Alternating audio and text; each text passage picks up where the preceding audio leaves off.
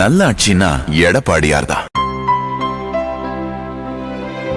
இனிமே கண்ணை மூடிட்டு கடலை எண்ணெய் வாங்கலாம். ஏன்னா மந்த்ரா கடலை எண்ணெய் இதயத்தின் தயாரிப்பு. வறுக்க பொரிக்க ஏன் எல்லா சமையலுக்கும் மந்த்ரா தான். மந்த்ரா கடலை எண்ணெய், அபார ருசி, ஆரோக்கியமான உடல் நலம். வணக்கம். செய்தி சுருக்கம். மன்னிக்க முடியாத பாவம், கண் கலங்கிய மோடி, எதிர்க்கட்சிகளுக்கு சவால். பார்லிமெண்ட் மற்றும் மாநில சட்டசபைகளில் மகளிருக்கு 33% இடஒதுக்கீடு வழங்கும் வகையில் சட்டத்திருத்தம் கொண்டுவர மத்திய அரசு முயற்சி மேற்கொண்டது. இது தொடர்பான மசோதா லோக்சபாவில் தாக்கல் செய்யப்பட்ட போது 2 மடங்கு எம்பிக்களின் ஆதரவின்றி மசோதாவை நிறைவேற்ற முடியாமல் போனது.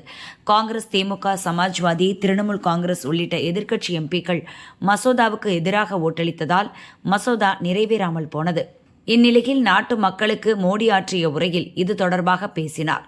பெண்களுக்கு அதிகாரம் அளிக்கும் வகையில் சட்டத்திருத்தம் மேற்கொள்ள மத்திய அரசு நடவடிக்கை எடுத்தது.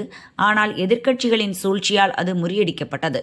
இந்த மகத்தான காரியத்தை நிறைவேற்ற முடியாமல் போனதற்கு நாட்டின் தாய்மார்கள், சகோதரிகள், மகள்களிடம் நான் மன்னிப்பு கேட்டுக்கொள்கிறேன். நேற்று பார்லிமெண்டில் நடந்ததை நாடே பார்த்து கொண்டிருந்தது. மகளிர் இடஒதுக்கீடு மசோதாவுக்கு எதிராக ஓட்டளித்தது மட்டுமின்றி அதை நிறைவேற்ற முடியாமல் போனதை எண்ணி எதிர்க்கட்சி உறுப்பினர்கள் கைகொட்டி சிரித்தனர். அதை கொண்டாடி மகிழ்ந்தனர். மகளிருக்கு அதிகாரம் வழங்கும் நடவடிக்கையில் மிகப்பெரிய பங்களிப்பை தர திமுகவுக்கு பொன்னான வாய்ப்பு கிடைக்கும். அவர்கள் அதை துஷ்பிரயோகம் செய்தனர். காங்கிரஸ் கட்சி எப்போதும் நாட்டின் வளர்ச்சியில் தடையாகத்தான் இருந்து வந்துள்ளது. திரிணாமுல் காங்கிரஸ், சமாஜ்வாதி உள்ளிட்ட எதிர்க்கட்சிகளும் இந்த மசோதாவை எதிர்த்தன. இப்படிப்பட்ட மகத்தான மசோதா நிறைவேறினால் குடும்ப அரசியல் செய்யும் கட்சிகளுக்கு ஆபத்து ஏற்பட்டுவிடும் என எதிர்க்கட்சிகள் பயந்தனர். அதனாலேயே திட்டமிட்டு இதை முறியடித்தனர். தனிநபர், கட்சி எல்லாவற்றையும் விட தேச நலன் முக்கியம். அதற்காகத்தான் இந்த மசோதா குறித்து நான் அனைத்து கட்சி தலைமைக்கும் தனித்தனியாக கடிதம் எழுதினேன். இந்த மசோதா நிறைவேறினால் அதற்கான பெருமையை நான் எடுத்துக்கொள்ள மாட்டேன். அதை முற்றிலும் எதிர்க்கட்சிகளுக்கே கொடுத்து விடுகிறேன் என வெளிப்படையாக கூறினேன். சாதாரண குடும்ப பின்னணி உடைய பெண்கள் லோக்சபா, சட்டசபைக்கு செல்வதை குடும்ப அரசியல் செய்யும் கட்சி தலைவர்கள் விரும்பவில்லை. தமிழகத்திற்கு கூடுதல் தொகுதிகள் கிடைக்கும் வாய்ப்பை திமுக சரியாக பயன்படுத்தவில்லை. தொகுதி மறுசீரமைப்பு பற்றி தொடர்ந்து அவதூறு பரப்பினர். பொய்யான தகவல்களை பரப்பி மக்களை முட்டாளாக்கும் முயற்சியில் ஈடுபட்டனர். நாடு சுதந்திரம் அடைந்த காலம் முதலே வளர்ச்சி திட்டங்களை காங்கிரஸ் எதிர்த்து வருகிறது. அவர்களுக்கு நேர்மறை சிந்தனையே கிடையாது. மேல் குறிப்பிட்ட 4 முக்கிய எதிர்க்கட்சிகள் மட்டுமின்றி அவர்களின் கூட்டணி கட்சிகளும் இந்த பாவத்தில் பங்கேற்றன. அவர்கள் செய்த பாவத்தை மக்கள் ஒருபோதும் மன்னிக்க மாட்டார்கள். நக்சல் ஒழிப்பு, ஜன்தன், ஆதார் திட்டம், SIR, CAA, டிஜிட்டல் பண பரிவர்த்தனை என எந்த திட்டத்தையும் காங்கிரஸ் எதிர்க்காமல் இருந்ததில்லை. நாட்டின் வளர்ச்சியை தடுக்கும் பாவத்தை தொடர்ந்து செய்து வந்துள்ளது. மாநில கட்சிகளின் தோளில் ஏறி சவாரி செய்து காங்கிரஸ் இன்னும் உயிர் வாழ்ந்து கொண்டுள்ளது. குடும்ப அரசியல் செய்யும் கட்சிகள் தங்கள் சுயநலத்திற்காக பெண்களுக்கான அதிகாரம் கிடைப்பதை தடுத்து நிறுத்தியுள்ளனர். 21ஆம் நூற்றாண்டைச் சேர்ந்த பெண்களை குறைத்து மதிப்பிடாதீர்கள். உங்களின் செயல்களை ஒட்டுமொத்த தேசமும் உன்னிப்பாக கவனிக்கிறது. அதற்கான பலனை நீங்கள் நிச்சயம் அனுபவிப்பீர்கள். மகளிருக்கு அதிகாரம் வழங்கும் சட்டத்திருத்த மசோதாவை நிறைவேற்ற முடியாததால் ஒட்டுமொத்த பெண்களும் துக்கத்தில் உள்ளனர். அதே துக்கத்தில்தான் நானும் இருக்கிறேன். இவர்கள் எவ்வளவு சதி செய்தாலும் எங்கள் லட்சியத்தை நிறைவேற்றும் வரை ஓய மாட்டோம். நாட்டின் 100% பெண்களின் ஆசீர்வாதம் எங்களுக்கு உள்ளது. பெண்களுக்கு அதிகாரம் வழங்கும் முயற்சியை கைவிட மாட்டோம். நிச்சயம் ஒரு நாள் வரும், நாங்கள் அதை செய்து முடித்தே தீருவோம் என பிரதமர் மோடி பேசினார். பிரதமர் மோடி தன் உரையின் நடுவே கண் கலங்கியது குறிப்பிடத்தக்கது. பதிவானது எவ்வளவு ஓட்டு? உடனுக்குடன் அப்டேட் ரெடி. தமிழகத்தில் 23ஆம் தேதி சட்டசபை தேர்தலுக்கான ஓட்டுப்பதிவு நடக்கிறது. இந்த முறை ஓட்டுப்பதிவு விவரங்களை அனைவரும் அறிந்து கொள்ள புதிய வசதியை தேர்தல் கமிஷன் அறிமுகப்படுத்தியுள்ளது. இதற்காக ECI நெட் என்ற செயலி அறிமுகம் செய்யப்பட்டுள்ளது. அதில் ஓட்டர் டர்ன் அவுட் என்ற பிரிவில் ஒவ்வொரு 2 மணி நேரத்திற்கும் ஒருமுறை வாக்களித்த மக்களின் எண்ணிக்கையை சதவீதம் அளவில் வெளியிட தேர்தல் கமிஷன் முடிவு செய்துள்ளது. இதன்படி ஒவ்வொரு தொகுதியிலும் நடக்கும் வாக்குப்பதிவு விவரங்களை இந்த செயலி மூலம் 2 மணி நேரத்திற்கு ஒருமுறை மக்கள் எளிதாக பார்த்து தெரிந்து கொள்ளலாம் என்று தலைமை தேர்தல் அதிகாரி அர்ச்சனா பட்நாயக் தெரிவித்துள்ளார். விஜயை வீழ்த்த 1000 பேரை களமிறக்கிய உதயநிதி, பெரம்பூரில் முகாமிட்ட திமுக இளைஞர் படை. சென்னை பெரம்பூர் தொகுதியில் தாவேக சார்பில் விஜய், பாமக பொருளாளர் திலகபாமா, திமுக சிட்டிங் MLA RT சேகர் போட்டியிடுகின்றனர். அங்கு திமுக தேர்தல் பொறுப்பாளராக நியமிக்கப்பட்ட ராஜ்யசபா எம்பி கிரிராஜனின் செயல்பாட்டில் திருப்தி இல்லாததால் அவரை மாற்றிவிட்டு இளைஞரணி துணை செயலர் ஜோயலிடம் தேர்தல் பணி பொறுப்பை உதயநிதி ஒப்படைத்துள்ளார். அவர் இளைஞரணியில் சிறப்பாக பணியாற்றுவோரில் மாவட்ட வாரியாக தலா 10 பேரை தேர்வு செய்துள்ளார். அவர்களுடன் உள்ளூர் நபர்களையும் சேர்த்து 1000 நிர்வாகிகளை பெரம்பூர் தொகுதியில் வீடு வீடாக சென்று ஓட்டு சேகரிக்கும் பணியில் ஈடுபடுத்தியுள்ளார். தொகுதியில் 18 முதல் 35 வயது கொண்ட வாக்காளர்களை குறிவைத்து திமுக இளைஞர் படை ஓட்டு சேகரிப்பில் ஈடுபட்டுள்ளது.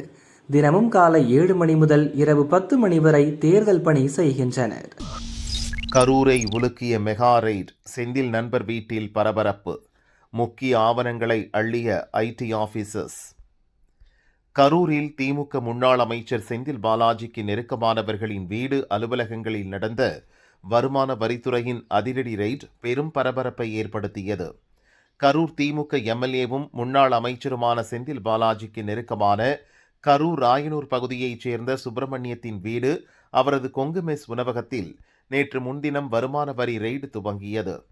அதேபோல் கரூர் ஈரோடு சாலை காயத்ரி நகரைச் சேர்ந்த கார்த்திக் என்பவரின் சக்தி மெஸ் உணவகம், அவரது வீடு, கரூர் செங்குந்தபுரத்தில் உள்ள அரசு ஒப்பந்ததாரர் சங்கர் ஆனந்த் வீடு மற்றும் 2 அலுவலகங்கள் உட்பட 7 இடங்களிலும் நேற்று முன்தினம் காலை 11 மணிக்கு வருமான வரித்துறை அதிகாரிகள் சோதனை நடத்தினர்.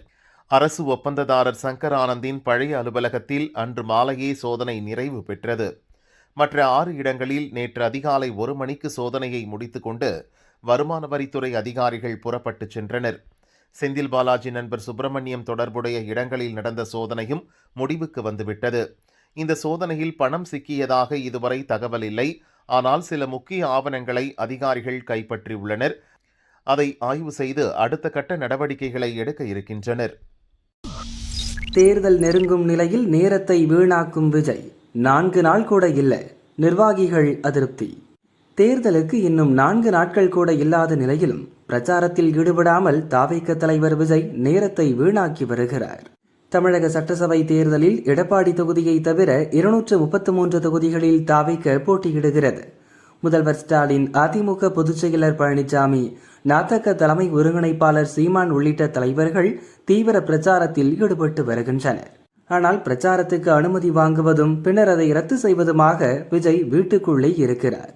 இதுகுறித்து தாவேக வட்டாரங்கள் கூறியதாவது: தேர்தல் பிரச்சாரம் ஓய இன்னும் 100 மணி நேரம் கூட இல்லை.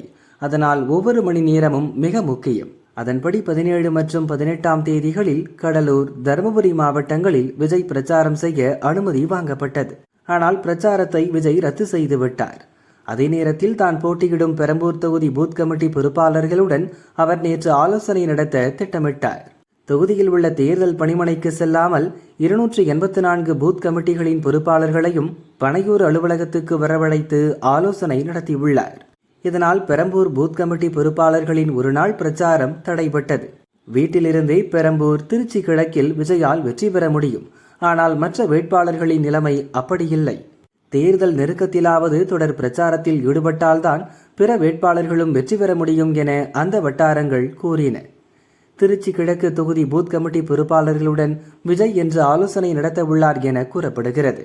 தொடர்ந்து 21ஆம் தேதி சென்னை நந்தனத்தில் பொதுக்கூட்டம் நடத்தவும் தாவேக தரப்பில் ஏற்பாடு செய்யப்படுகிறது. திருப்பரங்குன்றம் பற்றி பேசியதால் அதிருப்தி. முஸ்லிம் ஓட்டுகளை கவர விஜயகாந்த் மகன் புது ரூட். விஜயகாந்த் மனைவியும் தேமுதிக பொதுச் செயலருமான பிரேமலதா விருதாச்சலம் தொகுதியில் போட்டியிடுகிறார்.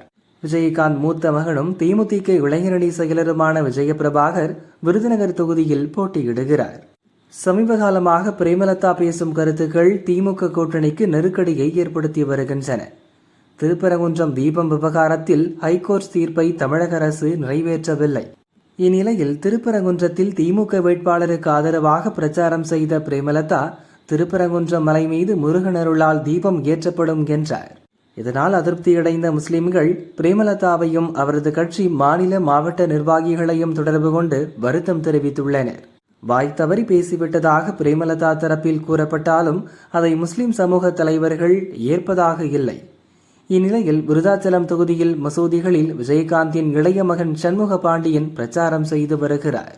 அப்போது அவர் கூறியதாவது: முஸ்லிம்களுடன் எனது தந்தை விஜயகாந்த் நெருக்கமாக இருந்தார்.